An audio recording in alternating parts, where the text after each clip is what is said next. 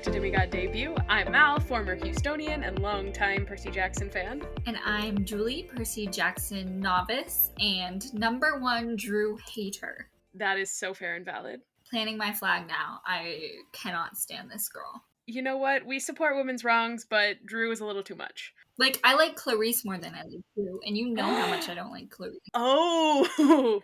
No, but that makes sense because Drew is... horrible. Oh, Drew. What a time. There's no redeeming factor. Yeah. Sorry. I, can't. I hated her so much. She was so irritating. Yeah, and it doesn't help that she was talking trash about Selena, half of the time. Oh, no. You know I wrote that down.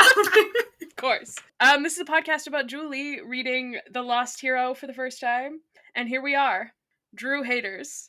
This is the first time that I've been against a woman in this universe, I think.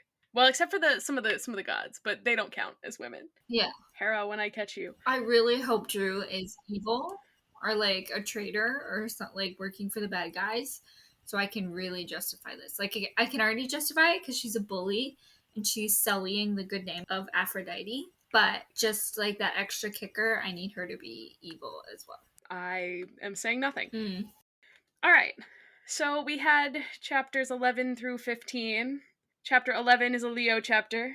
And what a time we're about to have with Leo. So this is the traumatic backstory chapter, TM. And so Leo starts out with being like, ha ha ha, I don't know why I did that. Speaking of dragons, you might be able to hear mine scratching on the floor right now. And so he heads off into the woods, naturally. And he starts thinking about his childhood, as one does. So we get some more information about his old babysitter, Tia Kaida. And I did look up Kaida to see if it secretly meant goddess or something. And bump.com, which is apparently a pregnancy website, told me that it is a name of Greek and Spanish origin that means fiery young woman. But this was the only website I could find that said anything about it being Greek in origin. Other sources were saying that it is Latin in origin, and it is derived from Calidus, meaning clever, crafty, wise, cunning, etc. And apparently it can be traced back to ancient Rome, where it was used as a term of endearment for a beloved family member or close friend. So I think, depending on the context, I guess you could say it either Kalida or...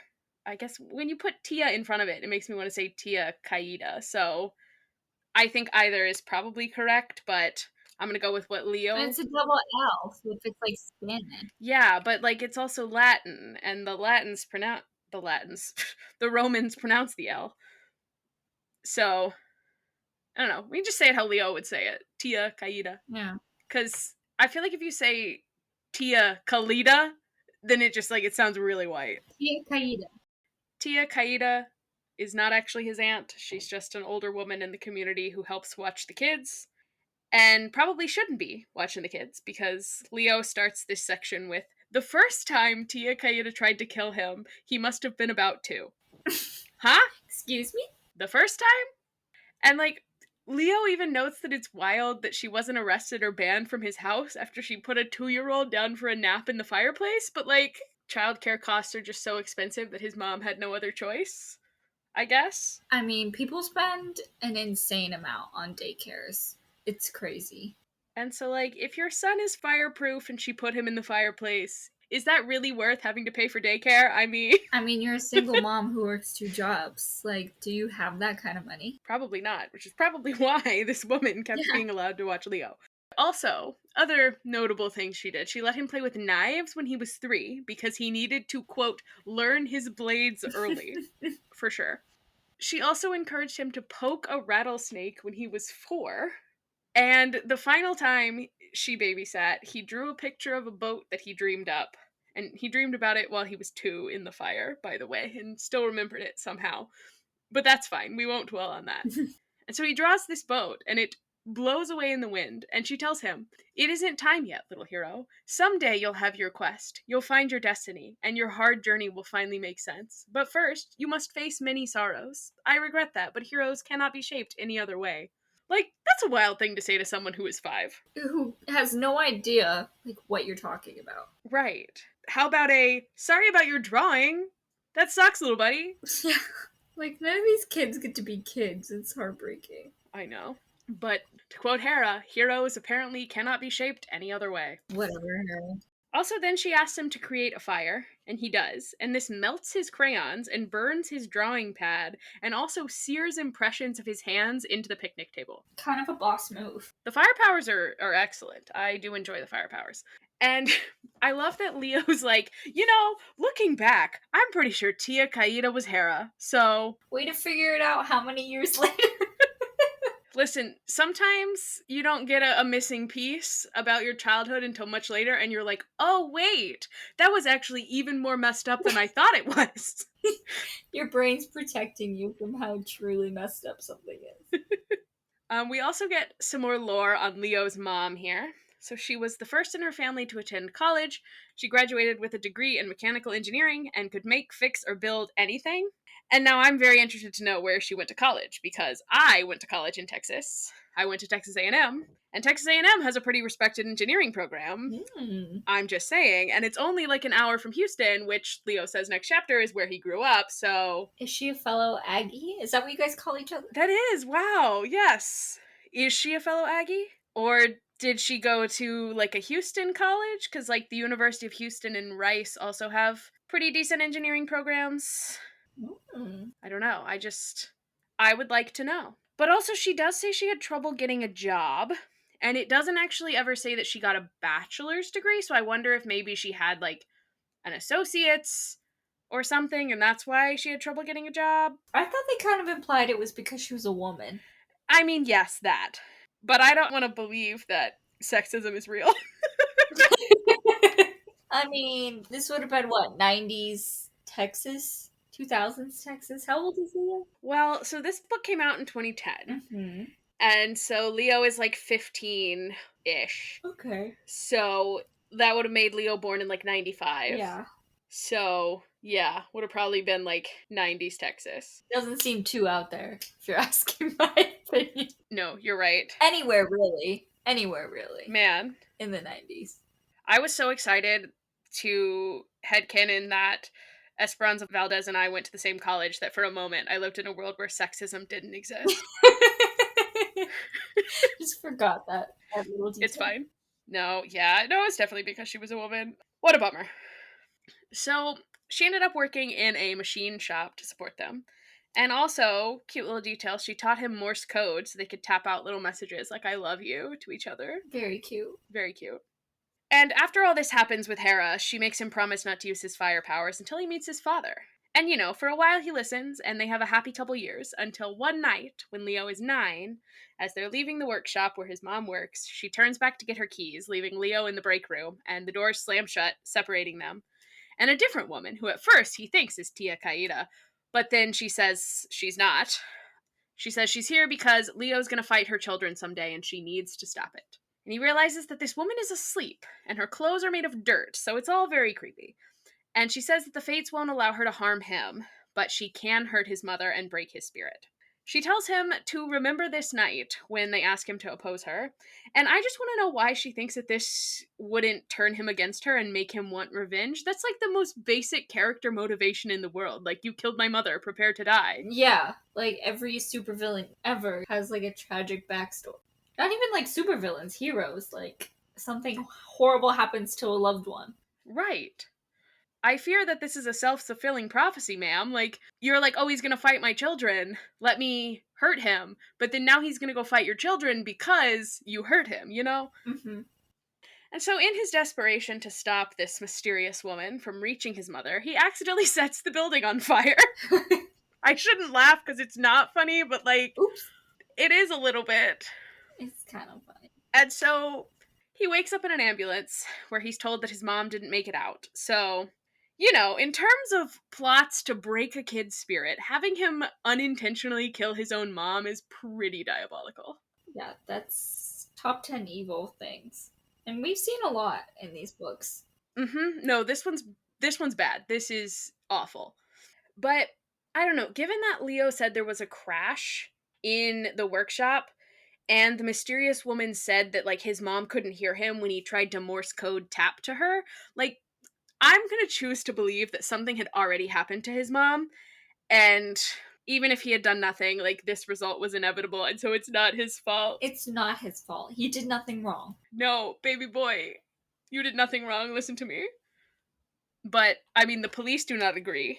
And we even get the line, what kind of child locks his mother in her workplace and starts a fire? Insane to blame him. And then to have his relatives call him the devil and refuse to take him in, just devastating. Like, he's just a baby. And you said you were scared that Leo had killed his own mom, so how's this for ya? So then now back to the present, Leo is headed into the woods, and he finally understands that Hera has been watching him his whole life because she knew somehow that she'd need him someday. And he also knows that the prophecy said beware the earth, and that's gotta have something to do with the weird dirt woman from his mom's shop. He also hopes that somehow in all of this, he'll figure out what the flying boat from his dreams means, meet his father, and avenge his mother's death. He knows it's not quite time yet for the boat, so he needs a quicker solution, aka a dragon. And so naturally, he goes to the woods alone and unarmed to find it. I mean, fiery hands. He's not really unarmed, is he? Very true. Kind of like Percy, he's always got that element on him. Alright, so chapter 12, also a Leo chapter. And so here we get Leo saying that the woods aren't like anywhere he's ever been before, because he was raised in a North Houston apartment complex.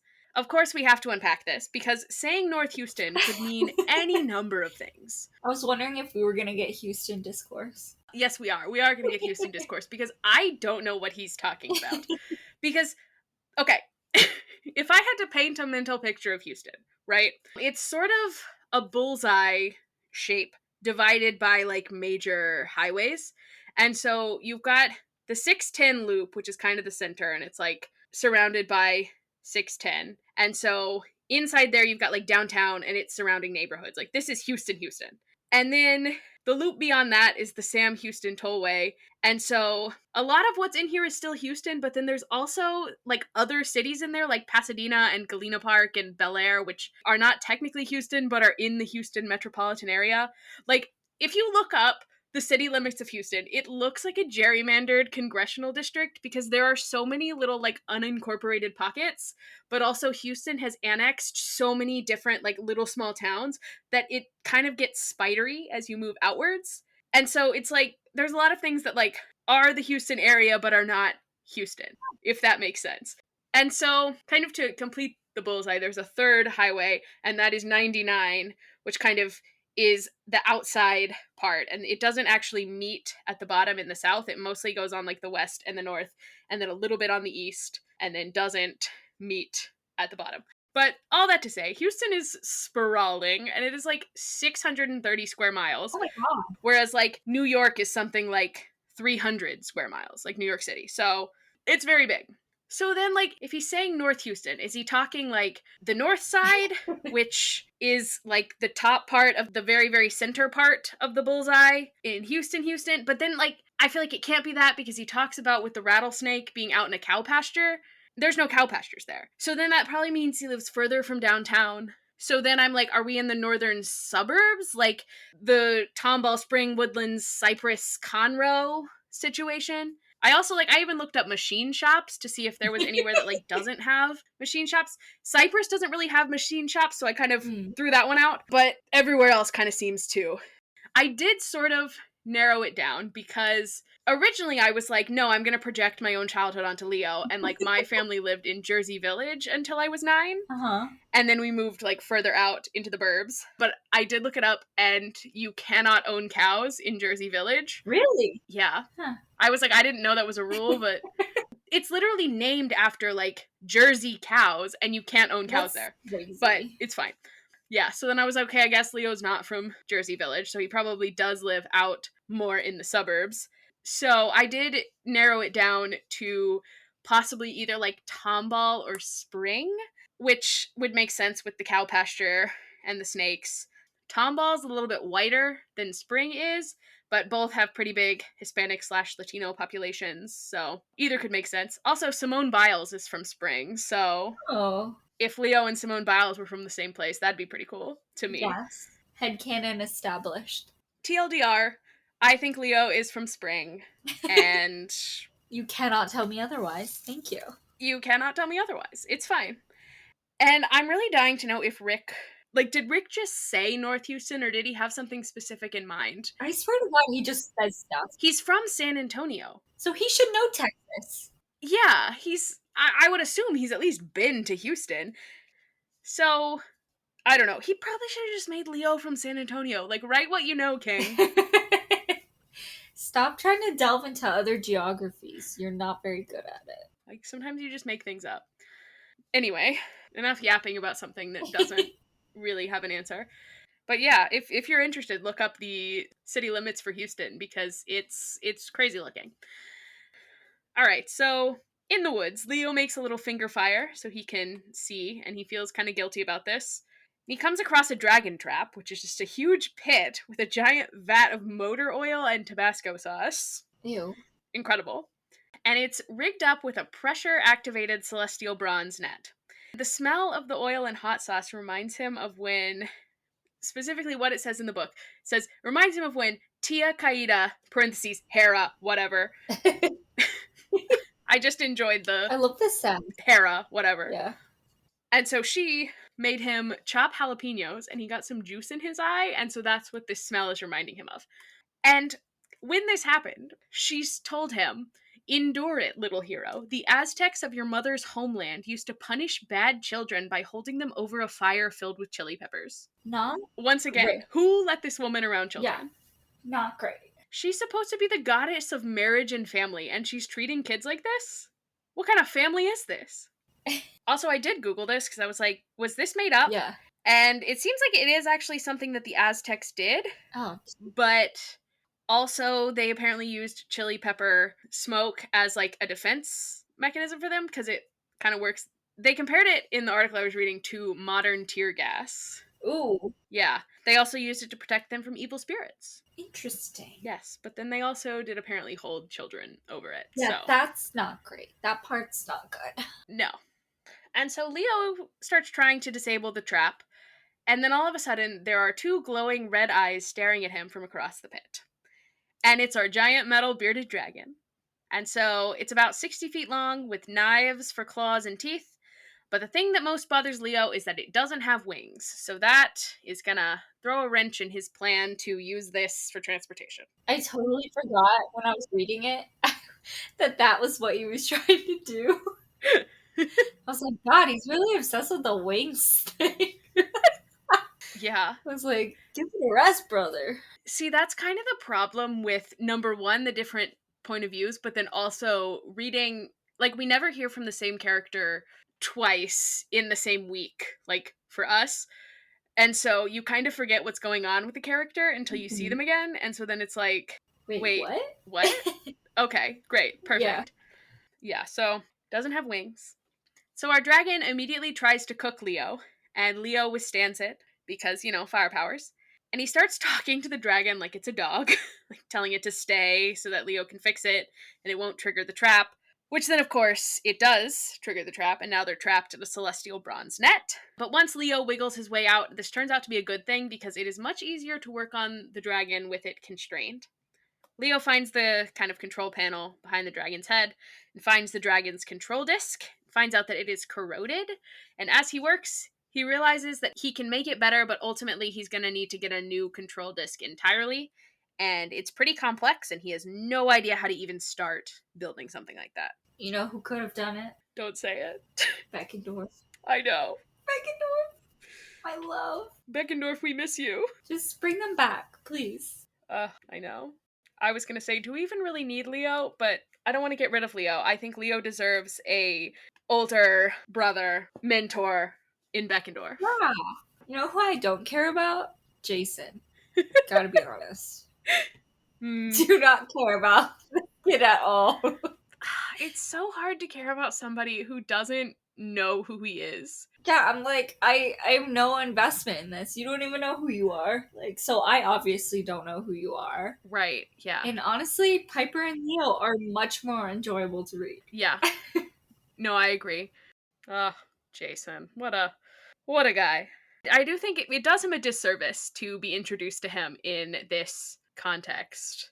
Because, he doesn't know who he is, and so it's like, okay, but also just like the bits of him that we get to see are not interesting enough to make me really care about finding out more about him, really. Yeah. Like, I'm like, okay, there's no, like, curiosity there, I guess. Like, my interest is not peaked yet. Like, I think the things that are interesting about Jason don't really have anything to do with him. They have to do with, like, his relationships to other people. Like, figuring out where he comes from and, like, why he's here is more interesting than, like, figuring out who Jason is as a person. Yeah, agreed. All right, so we were fixing a dragon, weren't we? Back to work.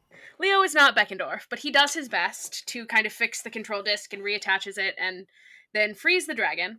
And he also decides to name the dragon Festus, because why not?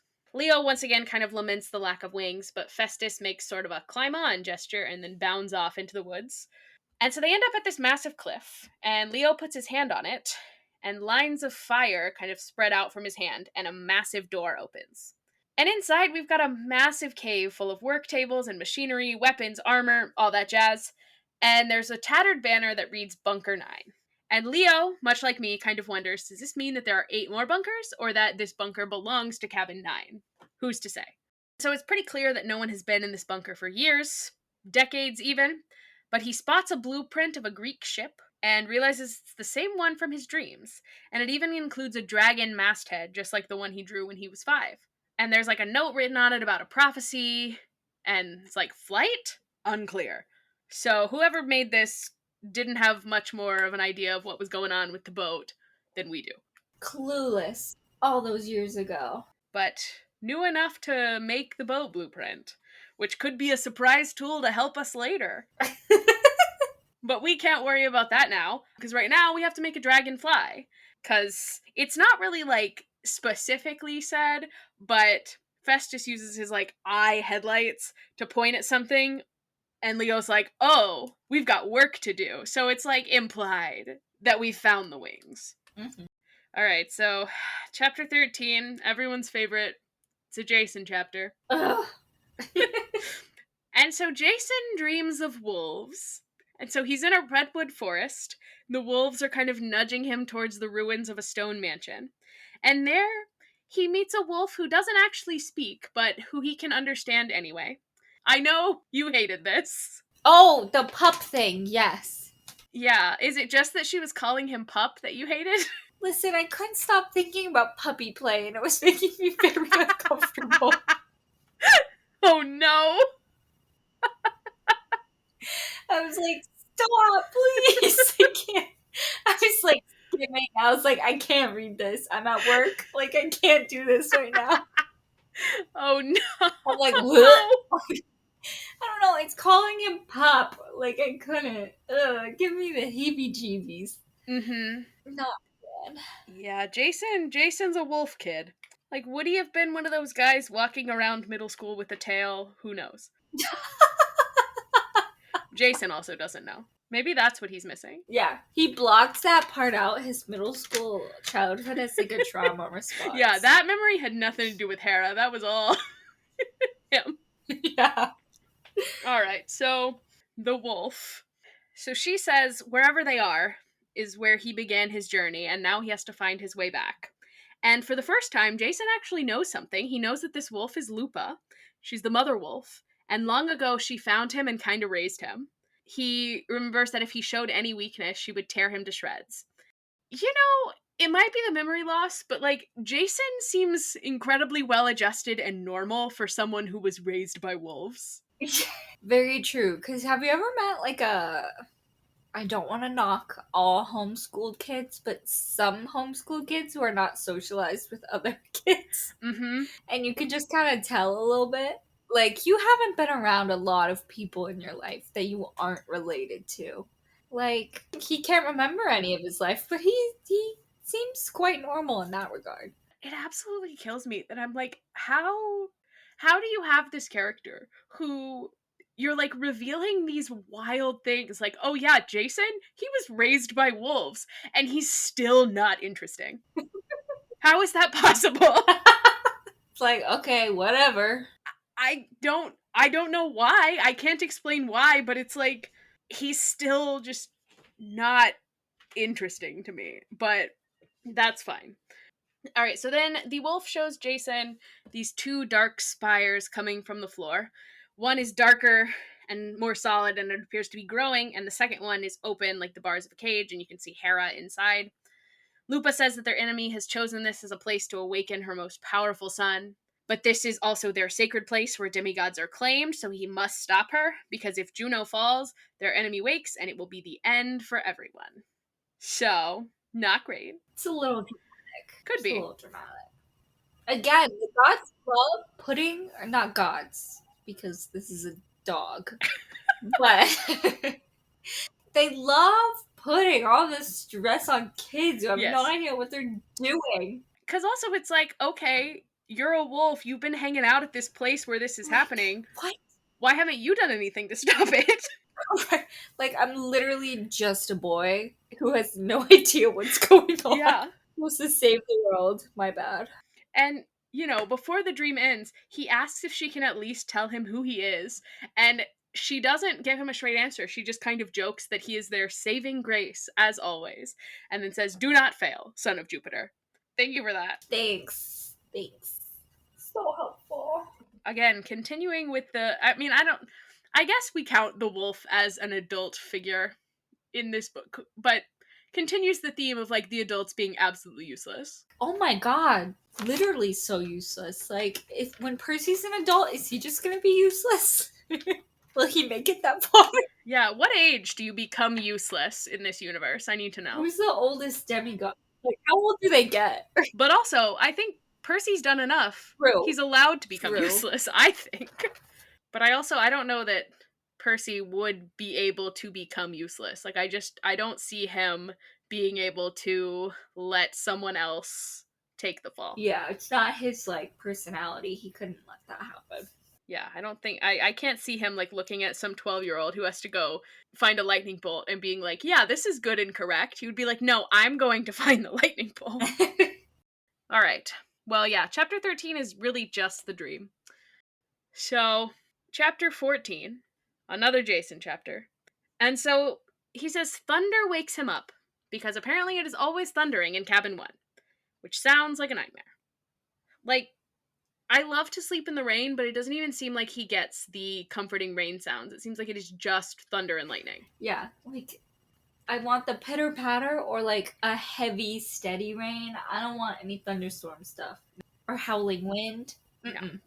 Really, the entire cabin seems like a nightmare. Number 1, there are no beds. So someone had to bring Jason a cot. And also, he says that there's no bathroom. And so I'm like, are they banking on the fact that he was raised by wolves? Like, do they want him to go outside? But, like, nobody knows that. And then we've also got a giant statue of Zeus, like, in the center of this room. So Jason kind of describes it as a cold temple with hippie Zeus frowning at you all night. Seems terrible. Yeah. And also, he feels like crap after a bad night of sleeping on a cot and also the summoning the lightning at the campfire. He says it wasn't quite as easy as he made it seem. He almost passed out. Typical thing for Jason to do. Also, someone has brought him a change of clothes, including a Camp Half-Blood shirt, which he does not want to put on because he says it feels wrong. But he does eventually put it on, and he checks himself out in Hippie Zeus's shield. And he thinks about how he doesn't look as good as Piper had last night after she got zapped. And to quote Leo, she got makeup. It's a miracle. But, like, the way that these two cannot stop thinking about each other, I'm like, hey, what if we had an actual conversation, the two of us? Imagine that. Imagine we talked about our feelings. Please, I cannot do the Percy and Annabeth slow burn again. Dear God, please talk about your feelings. And so he also recounts going and officially asking Piper to come on the quest with him, and how glad he is that he did that, even if, trying to figure out his feelings for her is really complicated. He also notices something he didn't see last night. There's a niche in the cabin, and there's a bedroll and a backpack and some pictures on the wall. And he says it smells kind of musty, and that the backpack is dusty, so it must have been there for a while. And, given who it belongs to, the last time it would have been used is probably the winter the Titan's Curse takes place, which would have been 2 years ago. Gross. It's wild that that was only 2 years ago. Crazy. So much has happened since then. Like, it's only been, like, 4 months since the end of The Last Olympian, and here we already are. That's literally insane, actually. Mhm. It's like we read that whole short story about Percy and Annabeth's 1-month anniversary. So then they had a 2-month anniversary, 3-month anniversary, and maybe they, like, just barely had a 4-month anniversary, and now he's gone. Mm. And that is if this is after the 18th, which I don't know if it is. And so, on the wall, there are several pictures of baby Annabeth and a blonde guy Jason doesn't recognize, but that we all know is everyone's problematic fave, Luke Castellan. Yikes. And he also picks up another photo off the floor that has fallen, and it's from a photo booth. And this one has, you know, both Annabeth and Luke, and it also includes a dark haired girl who Jason says looks to be about 15, which has got to be another timeline inconsistency, or maybe Jason just doesn't know how old people are because Thalia was 12 when she was on the run with Annabeth and Luke. And then after she got de-treed, she was 15 because she was like kind of aging, but slowly when she was in there. Well, I mean, I need a snappy term for it, so de-treed.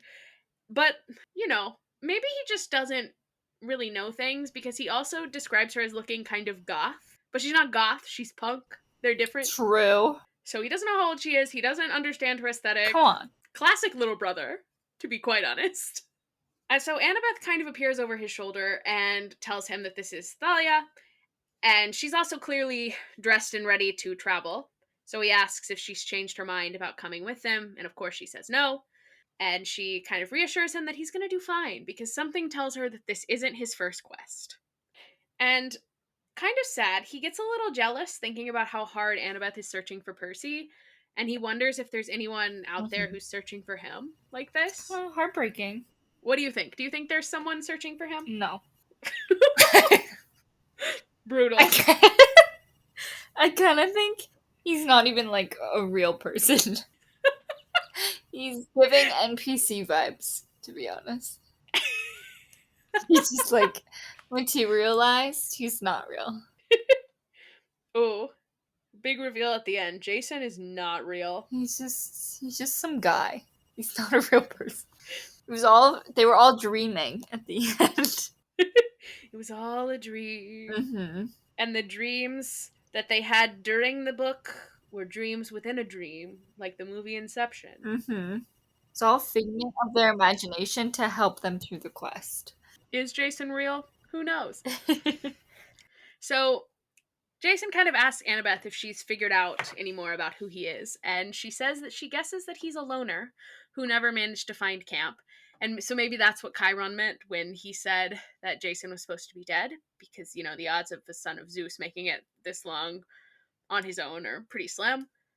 And then he brings up his tattoo, which Annabeth thinks has an eagle as a symbol for Zeus, and then the 12 lines might represent years, but then that would mean that they started when he was 3. It's also got the SPQR, which is the motto of the old Roman Empire. And I'm going to try to speak some Latin here. Senatus Populusque Romanus, aka the Senate and the people of Rome. And she wonders if maybe he had a really strict Latin teacher, because she's not really sure why he would burn this on his own arm. And that does in fact feel like the most reasonable explanation. A really strict Latin teacher. Oh my gosh, is he a Roman Empire guy? You know, those freaky guys who are like really into it. Like, too much. How often does Jason Grace think of the Roman Empire? Every day. Exactly. I need to know, yeah. His Roman Empire is the Roman Empire. Mm-hmm. Alright, so Jason doesn't really believe that he's been on his own his whole life, but nothing else really makes sense given that Annabeth has said that Camp Half-Blood is the only safe place for demigods in the world. He also then tells her about his dream, and she says that given the redwoods, it could mean that it's like Northern California, but she says that she's never heard of Lupa, and this is wild to me. Like, you can't tell me that Annabeth, who has been studying mythology her whole life, wouldn't put the pieces together and figure out who that is. Like, she may not recognize the name Lupa, but she should know the myth that involves a female wolf. Like, to be fair, it would exist kind of on the periphery of what is immediately useful to her, but come on, she loves to know things that aren't immediately useful. Like, that's right up her wheelhouse. Right. And I mean, I guess, okay, if we want an explanation for this, we could say that, she's so preoccupied with Percy that she isn't putting the pieces together. But really, I think Rick is just trying to keep us from getting too much information too early. Mm-hmm. And that's also why I'm not getting into the myth, because I don't want you to get too much information too early. I'm no better than Rick Riordan. It's so fair, and I'm not going to look it up on my own, so... I don't know, you did look up the giant guy last time. True. I was like, like, this seems important. I feel like I should know this. But I did not know there was a wolf lady myth. So that's why I also didn't look it up. I was just like, I read through the puppy play stuff so quickly. I was like, get this away from me. You're like, get me through the Jason chapters and back to Piper, please and thank you. Exactly. The only thing that made this chapter better is that Annabeth is in it. Yeah. Actually, maybe that's another reason why Jason is so boring to read about, because Rick doesn't want you to figure out the lore about Jason. Yeah. So it can't make him too interesting, or you'll figure it out. Mm-hmm. I will say there is a statue in Animal Crossing of this myth. Really? Yes. I haven't been on Animal Crossing in forever. I know, I go through phases where sometimes I'm like, I was going to try to build Camp Half-Blood in Animal Crossing, but then I started, like, oh my god, terraforming, and it was really hard. And so... Fair. And then I was going to have to pay a bunch of money to move my cabins, or, like, my villager houses to, like, be cabins. And I was like, I don't want to... Mm-hmm. This seems like a lot of work, so... I've got, like, a half... Not even half, like, quarter done Camp Half-Blood, Animal Crossing Island. My flag, though, is a nice Camp Half-Blood flag, like orange with the Pegasus, and I'm really proud of that.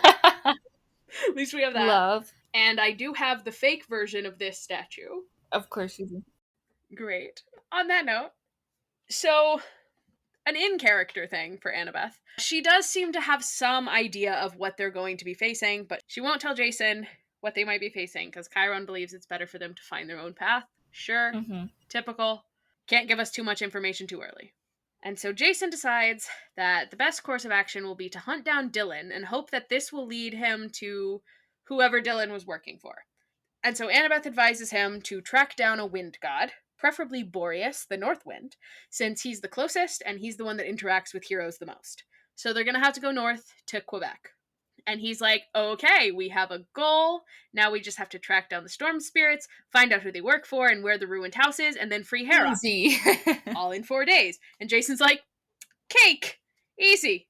Because, if I know anything about questing, it will for sure be that few steps. Yeah. Definitely. And then he brings back the photos, and he asks what happened to Thalia. And Annabeth says, oh, she's fine. She joined the Hunters of Artemis. And he gets why she would want to get away from all of this, and he wonders if there's a guy's equivalent that he could join. No. Which I don't really think that there is. Go to college and join a fraternity. Yes, as close as you can get. And so he also asks about the guy in the photo, and Annabeth just says, that's Luke. He's dead now. It's a very succinct summary of 5 books of pain and suffering. And Jason kind of wonders if maybe Percy Jackson wasn't the only boy Annabeth Chase ever liked. Ugh. Boo. Tomato, tomato. Do we have to bring this up? Oh, you know that we do. We're over it. And then Jason shifts back to Thalia because he's like, something is telling me we have a connection. And he asks how old she is, and Annabeth is like, well, that's a complicated question, because if she was normal, she would be in her 20s, but given the whole tree thing and the fact that she's immortal now, she and Jason are like the same age. They're about 15. And he asks about her last name, and Annabeth says she ran away pretty young, and so she didn't really use her mom's last name. As if Annabeth herself didn't give Thalia's full name a few chapters ago. Like, I commented on it then as well. I was like, it's weird that Annabeth is calling her by her full name. But she does eventually tell Jason that Thalia's last name is Grace, and that, like, triggers something in him. And he remembers that that is also his last name, and Thalia is his sister. Dun dun dun. Like his whole sister. They have the same mom. And he makes Annabeth swear on the river Styx not to tell anyone. And we don't really unpack this further because Butch comes in and lets them know that the dragon is back. And that's chapter 14. Very dramatic at the end. Dramatic sister reveal. Or maybe Jason's not real and they're... Yeah, I really don't know how I feel about that. How? In what way? Like, does Thalia know? Great question. I don't know. Like, the way he wrote, like, Rick wrote, like, from, I guess, Jason's point of view of Annabeth's reaction was that, like, she didn't believe him. Mm-hmm. So I'm like, does Annabeth know something? Annabeth knows everything except for apparently the she-wolf myth. Yeah. She's all-knowing except for that. Except for the one thing that would be useful for her to know right now. Anyway, are we ready for our final chapter for this one? Let's do it. All right. Piper chapter, thank goodness. Piper, my girl. Our one Piper chapter is a little treat, little dessert. Mm-hmm. So, Piper wakes up and she is distraught to see that she is still gorgeous. Her magical makeup and fabulous hair that she got last night still remains. And Drew lets her know that the blessing will probably last at least another day, maybe a week, if she's lucky. And honestly, everyone in this cabin is being kind of bitchy. None more than Drew, but like Piper too. Like, she says all of her siblings are smirking and snickering at her discomfort, but she's also looking down on them like she's way better than them. Like, She's not like those other girls. right, she's better. She's giving that energy a little bit. Yes. And I hate that energy, to be honest. Yeah. That is the gripe that people seem to have about Piper, is the like not like the other girls energy that she can tend to have. Uh-huh. But I think that's a phase that many of us go through, and a lot of people hate Piper because they see their own embarrassing not like the other girls phase in Piper. So, I forgive her. Also, somewhat the consequence of being written by a man in the 2010s. Right. You know? Exactly. Yeah, so while she's thinking, like, I don't belong here, Drew, of course, is the worst and tells Piper that she's right in thinking that she doesn't belong here. And then she makes everyone clean the cabin while she gets ready. Piper says it doesn't really look like the cabin needs much cleaning because it's all tidy and like everything matches, and the only real individualism they have is photos on their bunks, most of which are celebrities they find hot. So the question is, who's going on your bunk? Ooh, that's so good. Okay, you go first. I have to think about this. I kind of made a list. So Florence Pugh, obviously. Mm-hmm. I know he's a man, but there's just something about him. Andrew Garfield. I knew you were gonna say that. Yes. Also, Issa Briones, incredible. Mm-hmm. Abby Jacobson, love her. And then I discovered a new one this past week because I saw Operation Mincemeat on Broadway. And there is a character, and it is like a cocky man, but it is played by a woman. And something about it it was really working for me. And when I told my friend Sydney, who I was at the show with, I was like, she's so hot. Sydney was like, is it the like cockiness of the character? Is it the sort of ill-fitting suit? Is it? And I was like, yes, it's all of it. It's all very good. So Natasha Hodgson, specifically in the Operation Mincemeat costume, is going on my bunk because, yes. Actually, I think anyone in that role, yes, my bunk would be plastered with people playing Monty in Operation Mincemeat because, unfortunately, it is incredibly attractive. Anyway, who's on your bunk? Okay. Sabrina Carpenter, obviously. Yes, of course. Sebastian Stan. Mm-hmm. I think I'd have to do Zendaya. Ooh, good one. Yeah. And there's so many hot people. So true. I gotta do Cillian Murphy. I love my boy. Mm-hmm. I know you love Cillian Murphy. Mm-hmm. I really want to rewatch Oppenheimer so bad. Maybe I'll do that while I'm working. Just put it on in the background. Incredible. And, speaking of hot celebrities, there's also a poster of Piper's dad. Crazy. From his movie King of Sparta, where he is, of course, shirtless and oiled up. And so this movie apparently made like $1 bajillion, and so Piper now can no longer escape this poster. Like, it's just kind of everywhere. And so, of course, it is in her new cabin. And so she kind of tries to look busy straightening up, but she doesn't really have any stuff. And she also notices that the blanket on her bed is the one that Jason had put around her shoulders at the campfire. And so she smells it, and she's like, man, it just smells like campfire and not like Jason. So weird. It's a little bit weird. She does note that Jason seemed to be the only one who was genuinely nice to her after she was claimed. Mm-hmm. She then meets Mitchell and Lacey. And so Mitchell was put on garbage duty by Drew because he said that Piper might not be so bad after she was claimed, which is kind of the first nice thing anyone from this cabin has said about her, and it's really not even that nice. Mm-hmm. And then Lacey brings her some new clothes and a backpack with supplies for her quest, which is the first, like, truly nice thing that anyone has done for her. But she says that we took up a collection, so that means I think more people were involved. Like, more of the Aphrodite cabin is girls than Drew would like us to believe. Yeah. And I stand by that. 100%. So Lacey then tries to run off before Drew finds out that she was nice to Piper in fear of having to wear the shoes of shame. It's very funny hearing these shoes described because they're these big chunky white sneakers, and I'm like, that's kind of in style now. Oh yeah, like you will find me in a dad sneaker these days. I love them. Yeah, I was reading this and I'm like, I feel like Julie maybe owns these shoes. Oh, for sure. Although I'm wondering if they're giving less like New Balance and more like Skechers. Like, remember the Skechers? Like, I forget what they were called. Shape ups? Yes, Yeah. yes. Like, that's kind of what I had pictured as Yeah. like the shoe of shame. Yeah, I think, yeah. Or also, there could be a worse punishment because apparently Drew can charm speak and talk people into doing things. Like, maybe giving you a car. Interesting. Mm-hmm.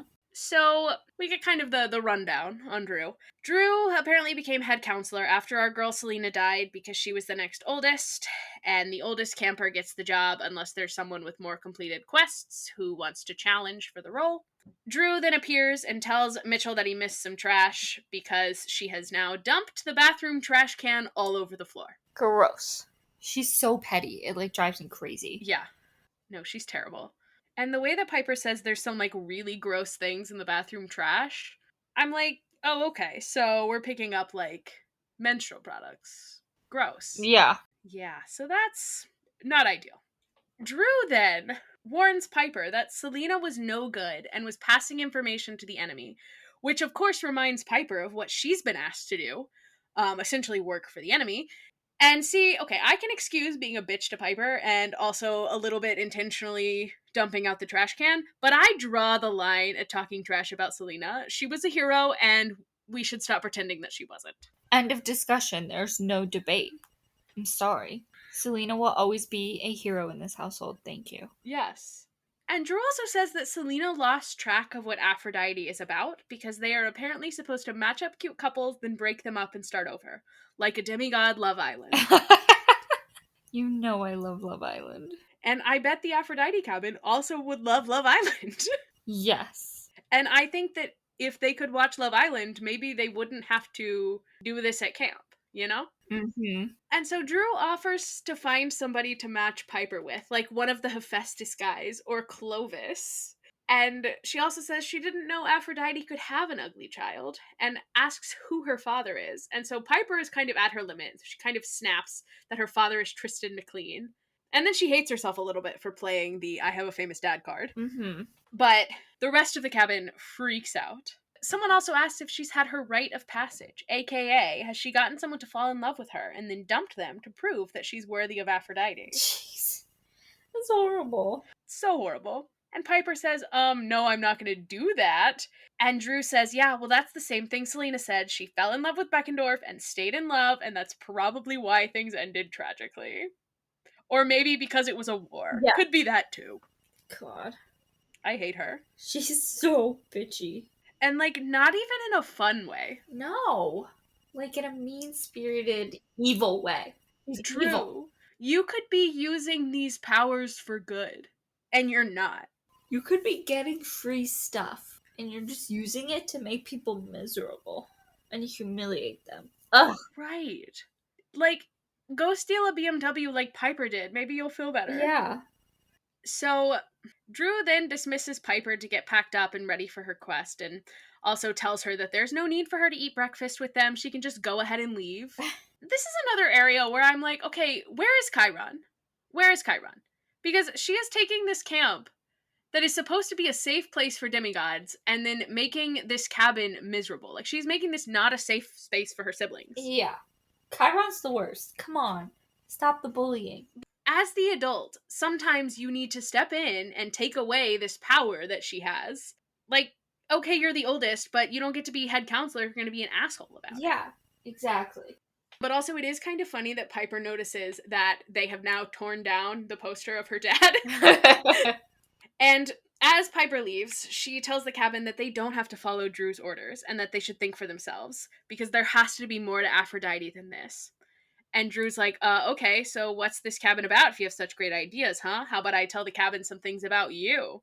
And Piper gets a little bit scared that Drew knows somehow that she's a traitor and a spy, just like Selena. So she kind of stammers, like, Aphrodite is not about this, and leaves. And, I hope that we all can figure out what Aphrodite truly is by the end of this. Yeah. But temper your expectations because we were written by a man in the 2010s. Yeah. And so Piper storms away and she's swearing to herself that she's never going to go back to this cabin.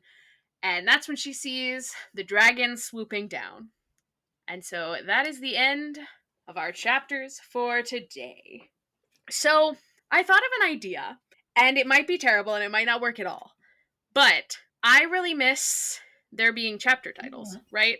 So I tried to come up with some. And I'm not Rick Riordan. And if I had thought of this more than 10 minutes before us getting on to record this, I would have sent them to you ahead of time so you could maybe make predictions. But also, again, I just want to emphasize how not good these probably are. But I did sort of come up with chapter titles. We're doing 16 through 20 next time. So for chapter 16, it's a Piper chapter. And the title that I gave it is We Live Out an Episode of Dragon Tales. Now that would be helpful if I had it more than a vague notion of Dragon Tales. I feel like I watched it as a kid, but I have no solid memory of it. That's fair. But I am presuming that we get to meet the dragon and everybody's freaked out at first, but then realizes that Leo fixed it for the most part, because I think it was still the chip or whatever was still messed up. But I do want to see everyone freak out. I think it would be funny if there was a malfunction and something bad happened to Drew. A plague on Drew's household. Yeah, Dragon Tales was my first media hyperfixation. I was obsessed. Was that PBS? Yeah, PBS Kids. I love PBS. First episode, September 6th, 1999. Okay, so chapter 17 is a Leo chapter, and I've called this one, We Are Totally Killing This Quest, ... probably. I feel like it's gonna be a little bit of a slow burn, so maybe they hit a few bumps in the road. But everybody's trying to be really encouraging for Jason.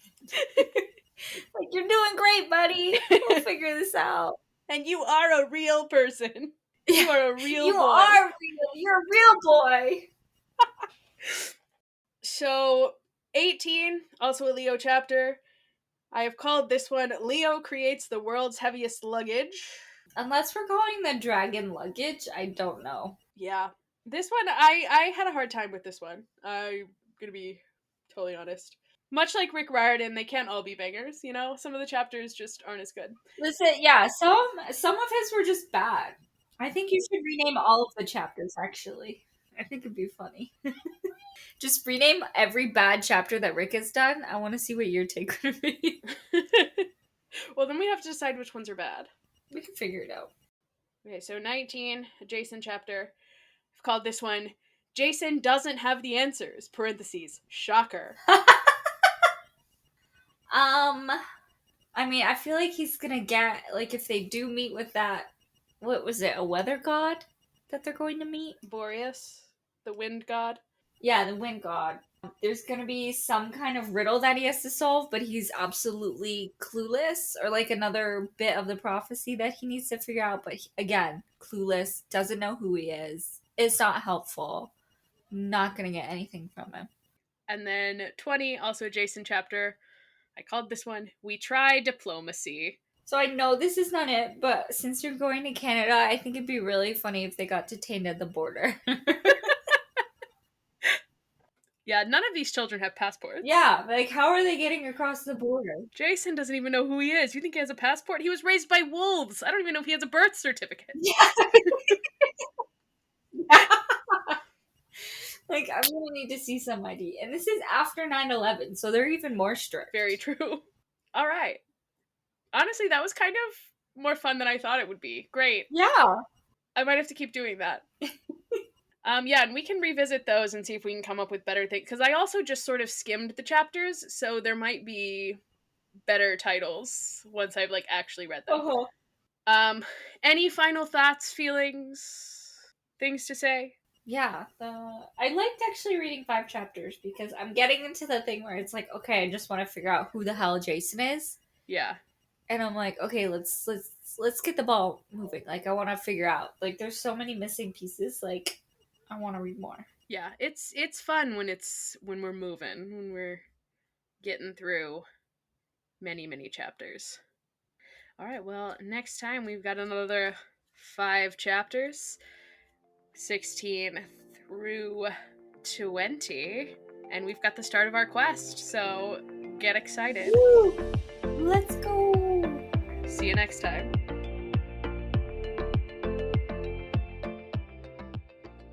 Hi, you can find us on social media at DemigodDebutPod. You can also find the links to all of our socials in the episode description. If you enjoy consuming this podcast, please consider leaving us a rating or review wherever it is you are listening. See you next time. Bye!